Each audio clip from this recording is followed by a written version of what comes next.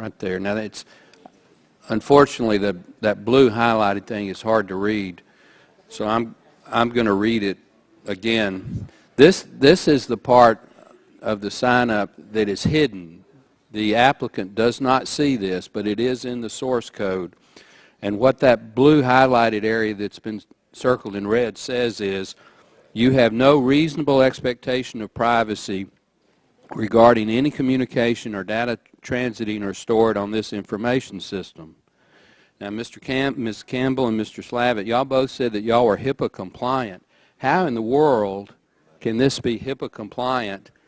Which HIPAA is designed to protect the patient's privacy, and this explicitly says, in order to continue, you have to accept this condition that you have no privacy or no reasonable expectation of privacy.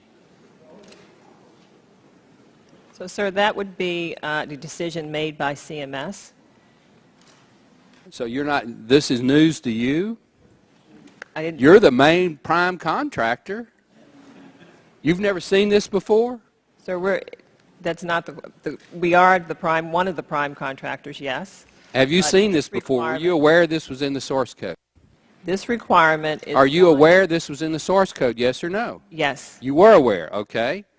Do you think that's HIPAA compliant? How can that be? You know it's not HIPAA compliant. Admit it. You're under oath. Sir, that is CMS's decision to make what... I asked if you thought that. You just told Mrs. Blackburn that it was HIPAA compliant. You know that's not HIPAA compliant. You admit that you knew it was in there.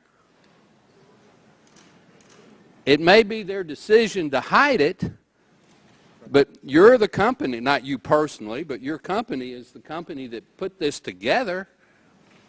We're telling every American, including all my friends on the Democrat side, and they're huge privacy advocates. Diane DeGette is co-chairman of the Privacy Caucus with me. But you're telling every American, if you sign up for this or even attempt to, you have no reasonable expectation of privacy. That is a direct contradiction to HIPAA, and you know it. Yes or no? Once again, CMS has us comply to a set of rules and regulations that they've established under our contract. And that is a CMS call. That is not a contractor call. To break the law. You're now saying that CMS made a decision to break the law. Do you agree with that decision?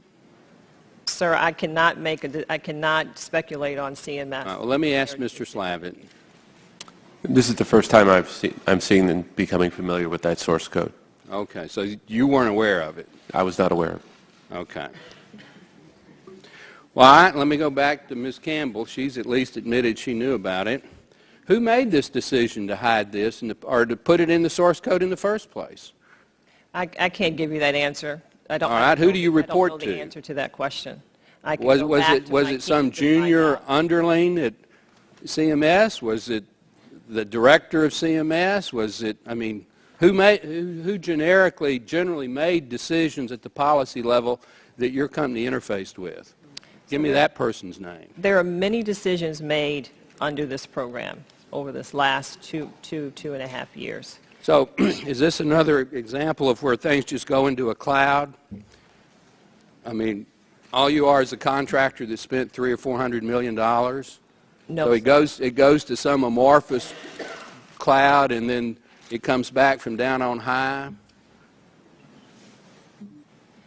Who wrote that? I am not clear as to who wrote that. Do you well, let me ask it this way: do you think that should be in the? Do you think that should be a requirement to sign up for Obamacare? That you give up any reasonable expectation of privacy? Sir, that is not my jurisdiction. You're a U.S. citizen. Statement one way or the other. Well, I'll answer. I don't think it should be. I don't think it should be.